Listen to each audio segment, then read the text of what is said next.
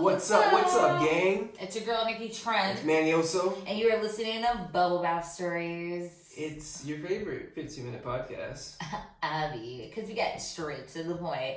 This week, I personally have been looking forward to recording this one. So please let everybody know what we've been working on. We've been talking about this for quite some time. Because, so on TV, anywhere that you see streaming, everybody's coming out with this specific genre. You know the genre I'm talking about? Yes. It's all about nostalgia. It's all about the reboot. Yeah, reboots. But not just any reboot. Because some people are thinking maybe like How I Met Your Mother. Yeah, where it's just another like version of a funny show. No. We're talking about dark, gritty reboots of wholesome shows. And you know what inspired this was the fact that Fresh Prince of Bel-Air was getting a reboot. Yeah. Bel-Air. And it has nothing to do with Fresh Prince. Yeah. It's called It's Bel-Air. called Bel-Air. I haven't watched it, but I've been following the movement on Twitter. Yeah. And from what everybody's talking about, this is not Fresh Prince. Don't go into it looking for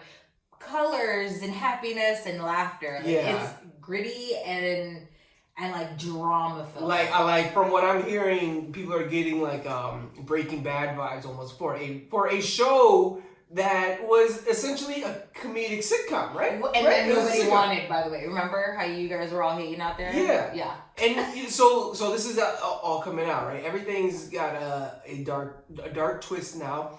Sabrina the Teenage Witch came out with the Chilling Adventures of Sabrina.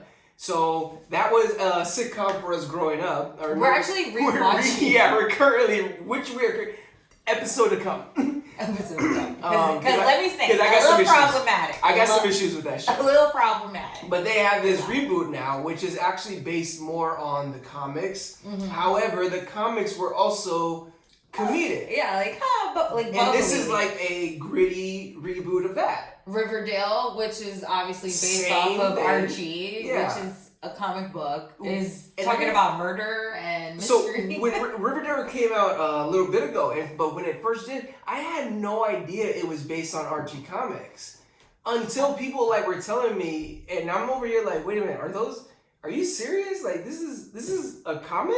I didn't want to believe that they were making this show. But apparently I haven't watched it. I'm not hating. From what I hear, this grittier version of it is got a whole fandom you can't fuck with. So what's the point of this conversation? The point of this conversation is me and Manny got to thinking. Yeah. We watch a lot of TV, obviously, and one of our favorite things are sitcoms. And so we kind of sat back and thought, what if we took these sitcoms and we made it? What would be the grittier version of it, and would be like a show that we would essentially watch?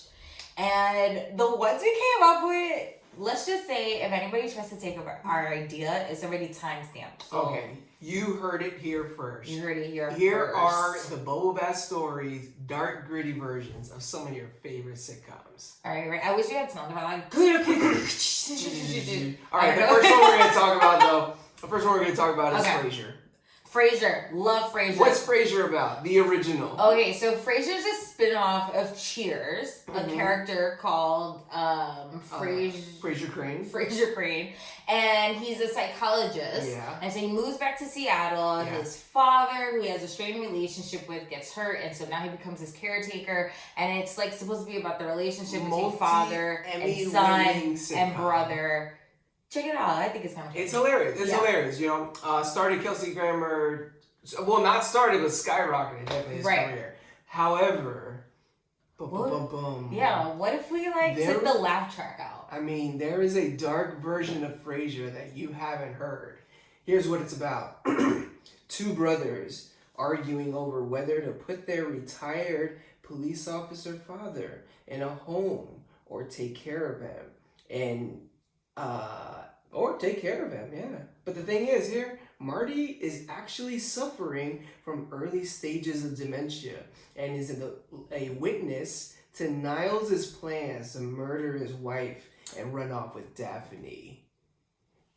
Now I gotta tell you, that version of Frasier I think HBO would pick this up, right? Well, I didn't hear a lot about Frasier though. So like, what's his deal? How does he work into here? So I'm thinking myself, this is still from the point of view of Frasier as a psychologist, right? Okay. So he's got patients who come in. Okay. Instead of a radio show. This is after the radio show, right? The radio show, like he talks to people about it, like back when I was in the radio. Gotcha. Okay. And then he got a real job. He had to get use his degree. People weren't taking him serious, and this it's the point of view. This is what he's seeing, right? Mm-hmm. And like he's gotta, he still learns something each episode. What? I mean, somebody's gotta learn something, right? But like, how does he play? Like, is he for this Niles thing? Is he in on it? No. I think in this version, he feels like Niles is up to something, but it's his brother, right? So he's like, no, he wouldn't be up to that, right? But at the same time, this whole argument that's going on about like what they're gonna do with his father, he just like in the show, he does it. It's such a burden. Yes. And they have to learn to like grow together. Yeah, and like, I obviously. Daphne is in this with no psychic powers, like in the. Okay, is she for this? Does she know? Because like in the sitcom, he longs for her for like fucking 10 years. Yes, still. Is he this like is gonna be a psychological way? Is he stalking her and like she doesn't know it? We should make him a stalker. Yeah, he has to be a low key stalker. It's gotta be like one of those like conditions where he like causes issues with their dad, with Marty, so that she has to stick around. Like proxy, like Munchausen. Yeah. He's got like some form of Munchausen, but they keep him at Frasier's house still. Well, yeah, because he can't have that with his wife. Yeah. Oh my God, I want to know more about what's happening with Frasier, but I like where this is going. But they're not going to call it Frasier. They're going to have to call it like the Cranes or something, right? I don't know, right? The Cranes. You tell us. What would be the title what's the name of this Frasier? What's the name of the show? Reboot. Okay, what's next? Okay, here's one that we both love. Okay. Tell these people what King of Queens is about. Okay, wait, read the notes, because I forget the actual King of Queens. Okay, so it's a fun, lovable sitcom about this very unlikely couple from Queens, New York. The husband's name is Doug Heffernan. He's a truck driver. He doesn't have much ambition. He's just like kind of enjoying life. And he's married to this very ambitious woman, Carrie Heffernan, and they also live with her, and her father lives with them in their basement, Arthur, and he's like a crazy old man. Totally built Kevin James's career. Oh, for sure. It's hilarious. However. Sad, but hilarious. However, building on that sad note. Yeah, let's hit them with those notes. If you watch King of Queens and really like watch it a few times, it's kind of a sick show, to be honest. Yeah, it's kind of sad. Yeah, it's hilarious, but it's sad. And building on that. Okay. There's a version of King of Queens out there in which Carrie actually suffers from a psychological self-abuse disorder. She constantly threatens self-harm if Doug doesn't stay in line. The neighbors and friends all believe her. Only her father, Arthur, is the only one that believes Doug. But he's compliant after years and years of abuse. And Holly, who walked in and witnessed the self-harm going on. So she's dead. She's dead. Well, I don't know. I'm thinking Holly on the sitcom is a dog walker who walks Arthur to get him out the house. Yeah. Watch it. Genius. Okay, what are you saying? Well, I'm saying in this version, she's got to be like some type of caretaker still with Arthur, right? Yes. However, she witnessed this and because everybody fears Carrie. She's still scary in this, right? Yeah, because even in the sitcom, so Carrie tells her, look, if you say anything, maybe she's threatening her career. Nah, I think she's going to try and kill her. Send her a message. I think she's going to send her a message. Shut the hell up. Yeah. I feel like you still have guys that are very masculine around Doug, like like his friend in the show, Deacon. Yeah. Still gotta have a strong best friend, but this strong best friend constantly asks him, "Hey, what's wrong? What's going on?" And takes a whole season for him to open up and find out. So. Okay, because I remember I came up with this one. So I've really been marinating on it. Yeah. So I really think in this one, he doesn't tell anybody. You okay? Which is not uncommon. So there's that real factor. The other thing is that it just explains why he's not ambitious, because Carrie won't let him be. Because she has like jealousy issues or whatever that's making her do these, like whatever that's making her do things, right? She has to be the one that everybody views in the relationship as better. Yes. Kind of like Doug is not worthy of her, but really deep down inside it's because she feels like she's not worthy of Doug. She wants everybody to be like, oh my God, how is Doug this unambitious fool with this like beautiful woman who takes care of it? Yeah. That's and she wants people to continuously tell her, you're too good for him. Now imagine a character like that who is so convinced that she's a victim that she purposely makes her family fail around her so that she can be seen as a victim. That's a bad show. Oh my God. Oh. I don't know what the title of it would be. Yeah. I don't know if it should be King of Queens or like, you know. So in the show, I don't know. You guys come up with what? Okay, so in the actual King of Queens, you also it helped out a lot with Patton Oswalt's career. Yes, he's hilarious in the show because there's this whole running gag where him and his roommate Danny are like a little too close. Yeah, you know, without saying it. It's funny for the late 90s, early 2000s. You know. Anyways. I think that was still playing well with this. Yeah, like they would definitely be a couple friends that Carrie also scares. Oh yeah, absolutely. And they're completely compliant. And because she scares them in the sitcom. Yes. Yeah. No. Yeah. It would just work so well. She's a psychopath. Okay. What's the next? Okay. Let us know what the name of that show is, please. Okay, we talked about Drake and Josh, but I think that gritty version is already happening. Yeah, it's if totally you know what I mean. We'll find out what happens later. Okay. Have you seen Is It Cake? Oh my. Okay, I have so many questions about. If you are somebody who works on that show, please contact us. I have questions. If you haven't seen it yet, it's this Netflix show. It's a baking competition where bakers make the cakes look like something else, but they're actually cakes, and they're supposed to fool people into thinking that they're an actual object and not a cake, and then you win prizes, all this stuff. Mikey Day, who's from SNL, is the host, and it is like weird. Okay, so I don't know. It's definitely gonna get a season 2 though. Don't worry. I know that the point of the show is comedic. But you're not feeling it. I mean, there's some points where you're like, okay, I know why that's funny. Anyways, if you've seen it, you might like it if you got through it. But there is another version of This Is Cake. Okay, this is the Netflix documentary. Okay, so yes, this one is was shot it cake? Netflix How to Make a Murderer style. Yeah. Right? But is it cake? Mikey Day in this version is actually a psychotic killer. Because all the names. He tortures his captives into making cake for him in his dungeon lair. The show is actually shot Netflix doc style, with survivors giving first-hand accounts as Mikey Day is yet to be found.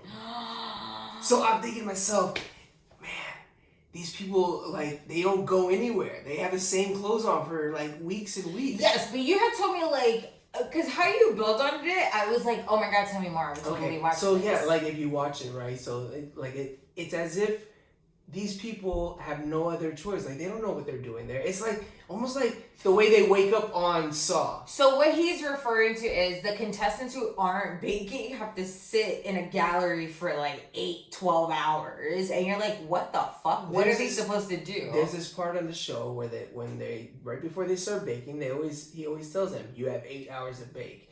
Which, if you watch a regular cooking show, they usually say like an hour, 40 minutes, 30 minutes, whatever. But the way he says 8 hours, I always feel like it's daunting. You're not allowed to go anywhere. Yeah. And that's what he does to them in this season, in this version. He actually traps everybody, and these people are telling their accounts. They're like, he would make us watch these people make cake, and he wouldn't let us go anywhere. And then in the documentary, they also account to the people, the judges, right? Oh, interesting. The judges come in, and they're like, we didn't know that's what was going on. Like, under the contestants were under threat of being murdered, that if they said anything, he would, like, I don't know, maybe make the place explode. Okay, boom. Yeah. How did we get here? Like, what happened that he was like, I'm gonna do my own TV show, and then he starts kidnapping people and then like. Oh, you mean his motive? Yeah. So. Like, what he had to have? I feel like he had to have a breakdown. What was it that? It's got to be something between Wild 'N Out and SNL. No. Well. It can't be Wild 'N Out. He hasn't been on that show in years. Put some respect on his name. I'm so mad. Maybe he did a bad Netflix movie and. No, I think that maybe he got fired from SNL because he thought his life was gonna go into like this different. Where his star was gonna rise, right? Yeah. And he got let go, and he was like, "Well, it's cool because I got this other gig," and then the other gig didn't work out. And he just like snapped. And he was like, I'm gonna make my own show. But really he was capturing people. Okay. And I know what the straw was that broke the camel's back. Okay, what was it? So he was leaving the TMZ building, and then he forgot to hold the door open for Kanye West. And on his next song, Kanye bodied him, and it ruined his career. No. No, I don't know what that was. Anyway, delete that. Cut that. That documentary is called It Was Cake. It was cake. Wait, is it like question mark? It was cake. Oh my god. Okay, Anyways, do we have time for one more? I think we got time for one more. All right, let's do this last one because this is actually a really good one. Okay, this one? Yeah. Or this one? Oh, which one is this one? Who's this? Cheers. Nah, this one's okay. Okay. So we actually had to have a conversation about this last one. Have you seen 2.5 Men? Have you seen that show with perspective? Okay, so I do want to say this. Not every show, like, not every sitcom is really, truly just a sitcom. Like, some of it is kind of sad, but it's funny. Yeah. Like... Award-winning show, by the way. Yeah. Yeah. I mean, those laughs had to be coming from somewhere. But, you know, if you ever decide to maybe take the laugh track off and just, like, think about what's going on in that show, it's its own gritty version as it is. Let me tell you what 2.5 Men is about with some perspective. This is a dark and gritty show on its own, when you think about it. It's about a divorced dad being taken for all of his money, never respected as a doctor, and forced to move in with his brother, who constantly drinks and sleeps with prostitutes, influencing his teenage son. Both him and his brother hate their mother. I mean, that's just the beginning. It's just the beginning. Let me build on that. Yeah. Okay, check it, right? So what's his brother's name? Charlie and Alan, yeah. So, okay, the actual show is about two brothers. Charlie Sheen's in it. Look it up. Whatever. You probably are never going to watch it. Anyway, in this version, the doctor's a chiropractor, but it's on some, like, Dr. Death shit. Like, he is just, like, has to give his ex-wife all this money. He's living with his brother. He gets no respect. So he has to do some, like, outside illegal doctoring. Yeah. That's a word. Okay. Look it up. Wait, is he like doing illegal doctoring, like, let's say somebody gets shot, or is he doing illegal doctoring like he's telling people they have illnesses they don't have? Ooh. Because you're talking Dr. Death. You right. That's Dr. Death. I was thinking on some, like... trying to cash insurance checks. No, I was thinking on some, like, organized crime shit. Okay. Yeah. I don't think you gotta do... I think in a show like this that we're talking about, you can bring in organized crime later. Right. Okay. You have to start out by making them already for getting a couple checkboxes. It has to start small with someone like that. You know? Okay. It's got to be like, I guess I can do this. I guess I can do that.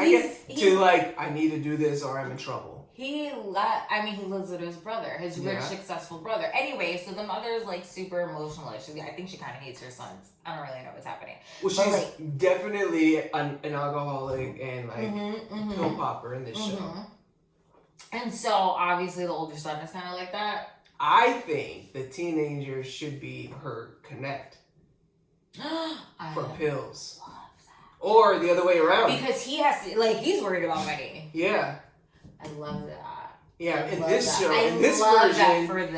version, Jake is a dealer because he's trying to save up money to get out of there. I love that for this version. Yeah, everybody's probably in school like, yo, you got the best life. You live in a mansion in Malibu. You have access to all this stuff. Like, you don't have money, but like you have access to things you don't need money for, and he hates it because he's got to deal with Charlie. He's got a... What's their relationship? Is it like I feel like he bugs him. Like, he's like, you're not a real man. You know what I'm thinking is, there's like he sees Charlie as two different things. He sees him as an uncle who he can get advice from, but he also sees him as a deadbeat. Oh. Right? Not because of what he does, but because... in this version, there's an episode. Check it. One of the prostitutes' pimps comes over. Okay. And beats up Jake. Why? Because Charlie didn't pay. Charlie wasn't there, and he thought that Jake was the John. And so he beats him up, right? And so he's like, I can't believe you would get my son in this kind of trouble. Yeah. Like, why did you do that? Like, blah, blah, blah. Like, like, what are you talking about? I paid her. Like, it doesn't matter. Like, you still put him in this danger. Yeah. You know? But then he's like, you're living in my house. Yeah. Like, yeah. So like, at the end, he doesn't feel, he's like, well, why are you even in my house? Wow. You know? Oh my God, it's not a real show, but I'm already invested. Oh my God, we have taken too much of your time. We have. But thank you to all of our listeners and followers who, answered our call. We wanted to know what sitcoms you guys love and what's your favorite, because we are doing a live this Wednesday where we're gonna take those ideas and we're gonna make up some other Dark-Gritty Reboots. So we hope you join us. It's gonna be at 7:30 p.m. Eastern, 7 p.m. Eastern. So definitely, if you have a idea you want to throw our way, throw it at me. I'll give you a Dark-Gritty reboot of Arthur. Or we want to hear if you guys have Dark-Gritty versions. Yeah. You guys want to know where we are at? It's TikTok, Facebook, Instagram at Bubble Bath Stories. You can even check our YouTube page at Bubble Bath Stories. And if you want to know what I'm up to, you can follow me at Nicky Trendz on IG. You can follow me at Got No Time For This with the number 4. On IG. And if you're looking to join the conversation in style, please be sure to join. Please be sure to hit up our website, bubblebathstories.co, for official merchandise. Until next time, duckies. Bye. Bye.